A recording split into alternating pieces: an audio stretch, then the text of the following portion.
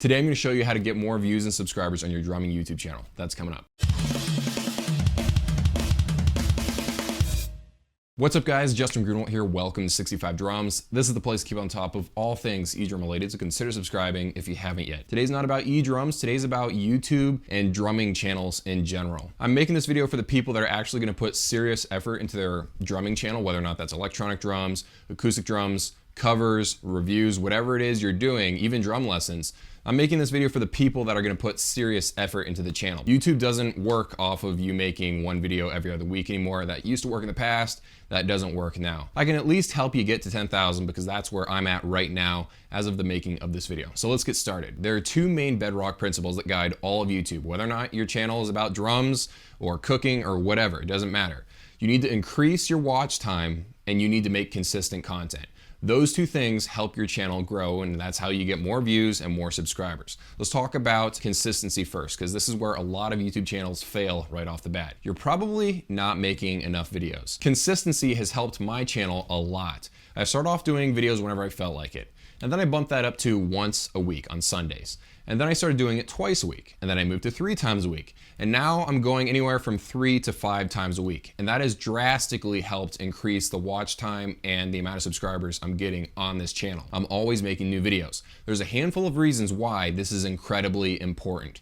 The first reason is that you're gonna suck in the beginning. You're gonna make terrible videos. There are a handful of channels where they're just really good right off the bat, but that is rare. If you're like the average person, you're gonna make terrible videos for at least your first, I don't wanna make a generalization, but anywhere from your first 20 to 100 videos, they're probably all gonna suck. You're still figuring all this out. You gotta learn how to do good thumbnails, good lighting, good editing, how to talk on camera. Like there's so many moving pieces here. You're gonna suck for a long time because there's lots of little things you need to learn how to do really well. So that's the first reason why you need to make a lot of videos, because you need to get better. The second reason is that YouTube only promotes your video for about 48 hours. So you'll notice you'll see a giant spike in views and then it will drop down to maybe 20% of the initial views gained per day. It's a humongous drop off. That's why if you're making videos every other day, you'll always have that one new video that YouTube is currently promoting. So for me, I make videos about electronic drums.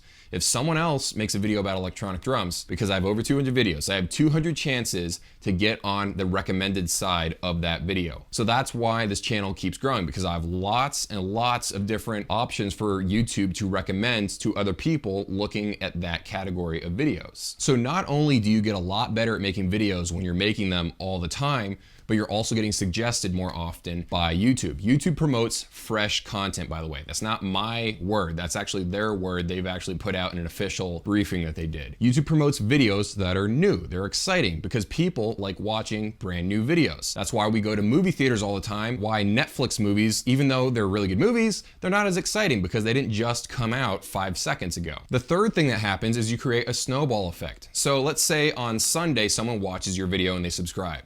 They might watch one other of your videos and then click off of YouTube. The next day, you have a new video out. They watch that video and then they watch one other video you did and then they click off YouTube. A couple of days go by, they watch a new video of yours and then they see another couple of videos suggested that you did, from a few weeks ago, they watch those. They're watching your video you just put out and then that leads them to watch another of your videos and then another of your videos. So it starts a whole snowballing effect and it increases all the stats on your channel, which is why creating fresh content, always creating new stuff is key to growing your channel fast. So that's the first pillar of YouTube, make tons and tons of content. But that's only half the battle because you actually gotta keep people watching.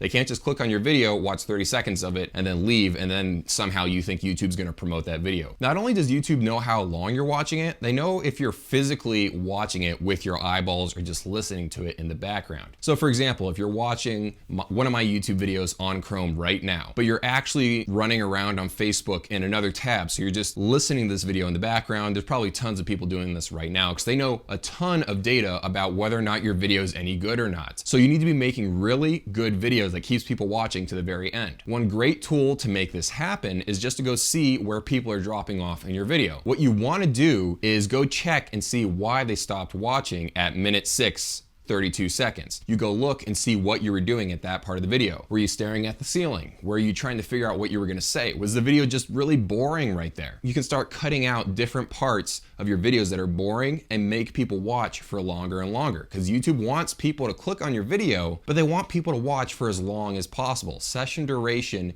is really big on YouTube. So obviously you're like, Justin, I know I want people to click on the videos, that's obvious, and I know I want people to watch as long as possible, that's obvious too. But how do I get people to keep watching all the way through the video? The answer is it's pretty much impossible to get all the people to watch your entire video. Right now, some of the best channels are getting somewhere around 7 minutes of watch time. It depends on the length of videos that they make. And obviously, since a lot of drummers are watching this video, probably you're making a lot of drum covers and some shorter content, so the best you might be able to hope for is 2 minutes and 30 seconds. I totally get that, and YouTube gets that as well. They also check the percentage of the video you watched. So even if your video only got 2 minutes of watch time, if that was 90% of the video, YouTube does count that as a win. Overall watched minutes is very important as well. But obviously this all comes down to how good is your video in the first place? What's the production value? How interesting is it? Is it funny? Is it sad? Does it strike a chord with people? Those are all things you need to look at. I want to get into how you make a video more high quality.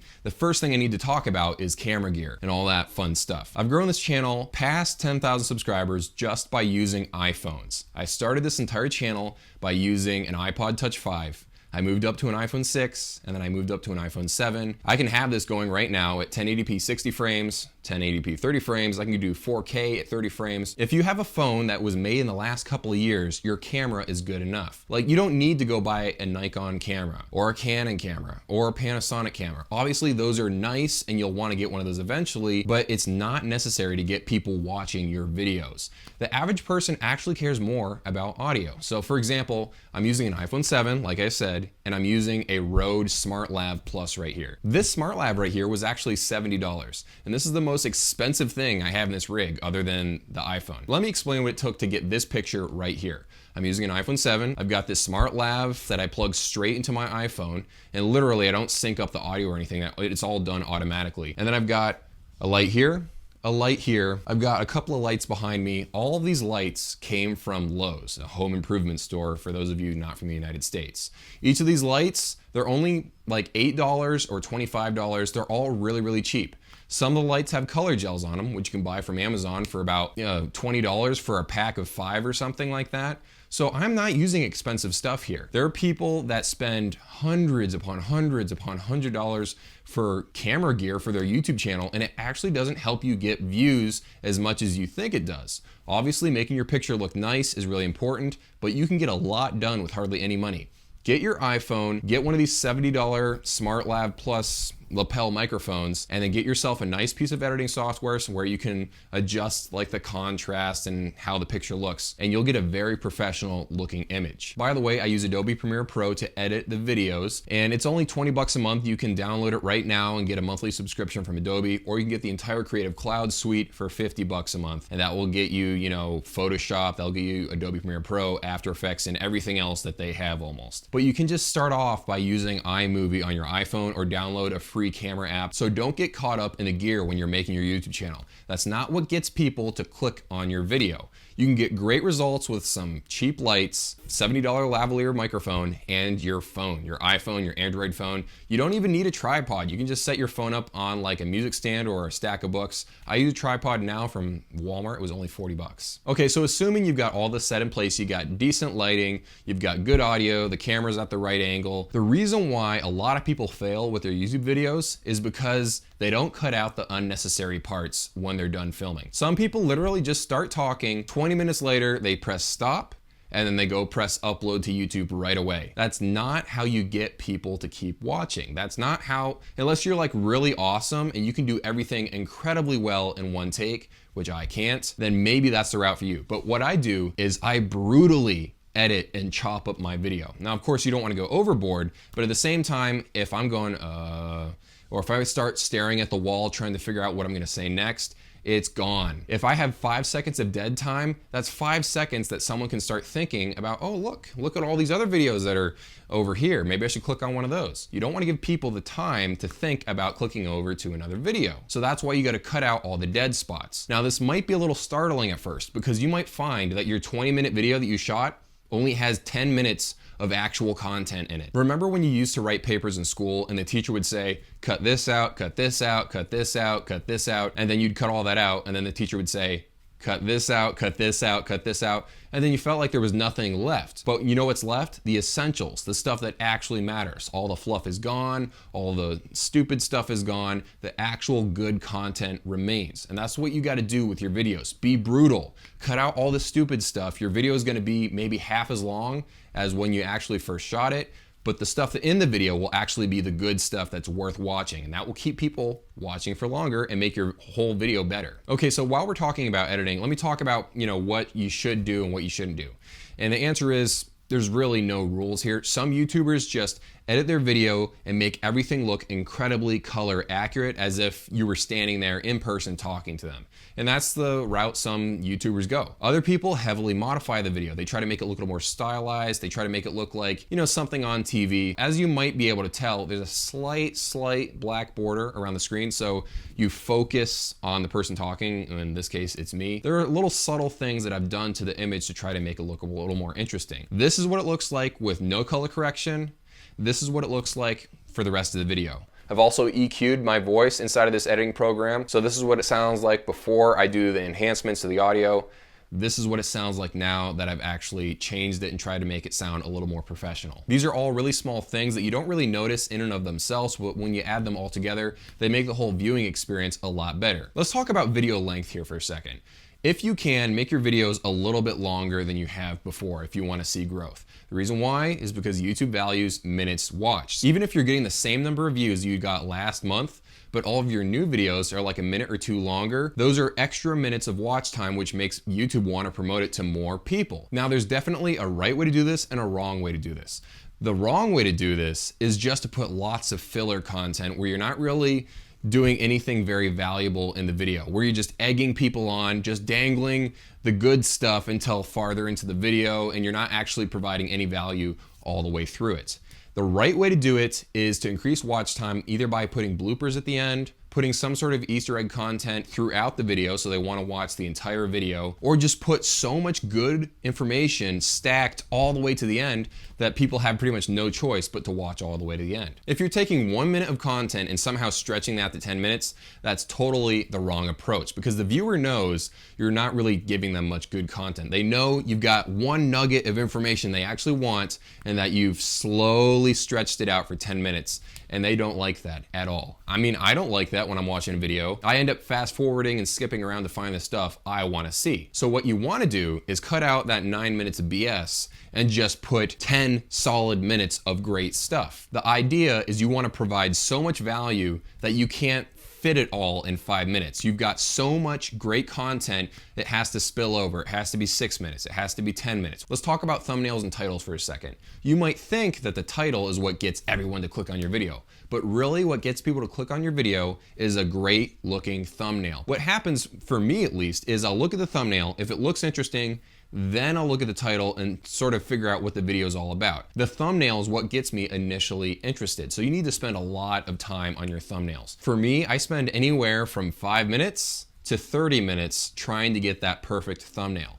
And I'm not perfect at it yet. I'm working hard to try to make it look as good as possible. There's a lot of different programs to try to make your thumbnails look great. There's a lot of free tools on the internet. I actually use Photoshop and Microsoft Publisher to make my thumbnails. There's lots of great thumbnail generators that you can use. The whole point is that you need to put a lot of thought and effort into the thumbnail because the thumbnails will make or break your channel. The way to look at this is make the thumbnail look interesting, make people wonder what it's about, make the title searchable so that YouTube has something to grab a hold of. If you make it too broad, then YouTube doesn't know who to recommend the video to. So make it something that people are actually searching for. How to play paradiddles on the toms. Whatever it is that you want to do, make it something that someone might actually search. By the way, when YouTube is processing your video after you've already uploaded it, they're actually going through and seeing what you said in the video. They're literally transcribing what you said.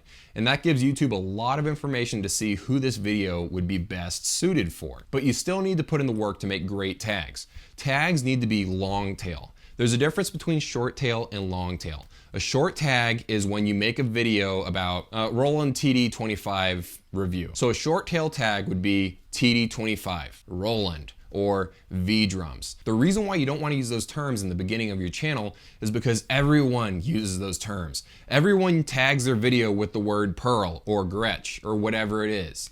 So you want to go a little bit more broad. So for me, I would say Roland TD25 KV review, okay? That's a little bit longer, less traffic, less competition for that particular search term. Or Roland TD25 KV, is it any good? You know, something like that. Make it a little bit longer. One great way to figure out whether or not a term is high search volume and low competition is to download TubeBuddy. Not sponsored by them, I use them though. And you can actually type in tags and see how many people are searching for that tag and whether or not a lot of people have made videos about that. So you want to make tons of videos about search terms that everyone's looking for. They're typing in a question to YouTube. You need to make a video about that. Now, if everyone's already made a video about that term, it's actually really hard to compete with all those guys. So niche down. You need to be talking about very specific things. This is a great segue into talking about what kind of videos you should be making in the first place. Because obviously you want to be accurate when you're tagging and writing titles and writing descriptions for the video. You don't want to make titles about fidget spinners and stuff when your video is actually about drums just because you hope you'll get extra traffic. YouTube knows what your video is about, but you give your video the edge by giving it great tags and titles. You want to get great tags and titles by going ultra specific. The way to go ultra specific is to make your video ultra specific. Let me break this down. So if you're going to make a video about Zildjian cymbals versus Sabian cymbals, you know how many people have already made a video on that? It's going to be super hard to do. So what you could do is go Zildjian ZBT versus Sabian B8s. It's a more specific term. You got two competing cymbals. It's a little more in depth and you're not going broad. Now this also helps with how many videos you're making. As I talked about earlier, YouTube wants you to make a ton of videos all the time. So how do you actually pump out all this content? You make content by going broad and by going specific. So let me give you an example. Collider videos, they make movie news YouTube videos. 40-minute session where they talk about all movie news for 40 minutes that's happening that particular day. And then they'll take a 5-minute clip from that 40-minute video that is specifically about the newest Justice League or Infinity Ward leak. So it appeals to two different demographics. You got the people that want just the 5 minutes of stuff, and then there are people that want you to go broad and talk about that 5 minutes of stuff and a ton of other things. So how does this apply to you? Let's say you review cymbals a lot. You can go broad in one video where you talk about the best Zildjian cymbals, and then you can go really narrow where it's a video about your favorite custom cymbal. You know, you may have already mentioned that video in your entire Zildjian video, but you're going super narrow, you're putting in details there was no reason to put in that other video. And that's how you can make narrow and broad content. Now, how does this tie into tags, titles, and thumbnails? So if you're making a video that's super in depth on a 18-inch Zildjian A custom crash cymbal, there's all kinds of cool tags and stuff you could be doing for that cymbal. You could do a tag like best Zildjian A custom cymbal or best cymbal in the world, or you could do a Zildjian A custom versus Sabian HHX. Like there's all kinds of different tags that you can use because you're going really narrow in that video. And if you step back and just talk about the best cymbals in the entire world in a different video, that's when your tags can be a little bit more broad, like Zildjian versus Sabian, or are Sabian cymbals better than Zildjian cymbals? Or you can go Paiste versus Sabian. You can do all kinds of different things that you wouldn't really be able to tag inside of your very narrow specific video review of an 18-inch Zildjian A custom cymbal. So you can see where all of this is going. You're making so many videos about so many aspects of cymbals that anytime anyone just types in a search query about anything cymbal related, you've probably already made a video about that particular topic because you're covering every angle. And there might be a little voice inside of you saying, you're just making videos just to make videos. You're not doing that. You're actually making videos very specific to certain people. So not only are you making more videos and not only are you dominating search results, but you're also helping different people in very specific situations, and that's why it all works together so well. Let me talk about finding your niche or your niche, however you want to pronounce that word. It's very important that you find out what your channel is going to be about. When you're in the beginning, go narrow, go very, very narrow. So be the cymbal review guy, or be the guy that just does drum covers from the 70s, or be the guy that just does hip hop drum covers from the 90s, or whatever it is you want to pick. Be known for something. With this channel, I chose to be known as the electronic drum guy. Electronic drum news, reviews, and tutorials. That's what this channel is all about. You gather people that are intensely interested in that one topic. And then eventually, when you get hundreds of thousands of subscribers or tens of thousands of subscribers, that's when you can start branching out, go broaden your base. When you start running out of things to talk about in that very specific topic, then you can start branching out. I think this is very important, especially when you're doing covers on YouTube. So if one cover one day is like this jazz thing, and then the very next day you're doing this death metal drum cover, like you got one audience that came and subscribed because they saw this sweet jazz cover, and then you got this other audience that came and subscribed because they heard this incredible metal drumming. You've split your fan base in half. You've got these people that only want you to do metal drum covers. You got these people that are only interested in soft jazz drum covers. You're making everyone confused. Everyone's like, I didn't sign up for this. How come every other drum cover is something I'm totally not interested in? That's why narrowing it down a little bit is good. Now, I'm not saying you should slavishly only do one type of content. You do want to branch out, but just keep it in mind that you want to point towards one general thing that you mostly cover. If you want to be that 80s classic drum covers guy, do that. There are people that have lots of success with that. If you want to just do Skrillex type drum covers, there are people that have a lot of success with that kind of style of drumming as well. So just pick something, stick with it, and then branch out later on. Just be known for something first, and then move on from there. Okay, so let's talk about longevity, how long you're actually going to be working at this.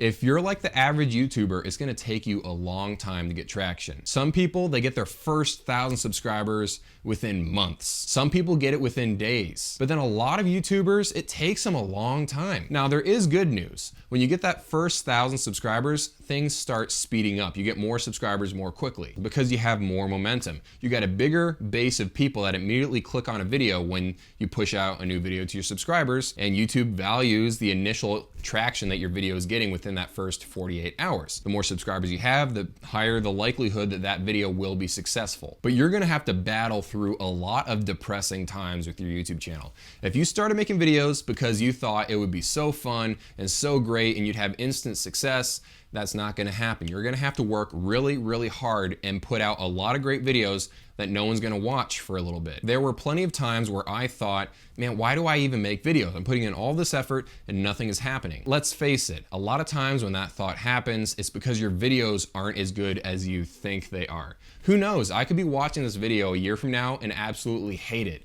I've done this so many times where I've made all these videos, I go watch them 6 months later, and I'm like, man, the lighting was bad, the editing was bad, I was saying really weird things in the video. But the point is, as long as you keep moving forward and you keep improving your game and you do it for video after video, eventually something somewhere will catch hold and your channel will start growing. It will happen. But you have to have a lot of patience with YouTube because things don't happen all at once. There are a few channels that just rocket to success out of nowhere, but those are the outliers. Just be ready to put in the work. And if you put in the work, good things will happen eventually. It just takes a while, but things will happen if you're doing all the right stuff. For those of you that watch this video all the way to the end, thank you, you're the real MVP. I hope you learned something from this video. There's a lot of grinding that happens, a lot of lucky breaks that happens, but thankfully the channel is moving forward. And if you really make great videos for long periods of time, good things will happen. So hope that helps you out. See you in a few.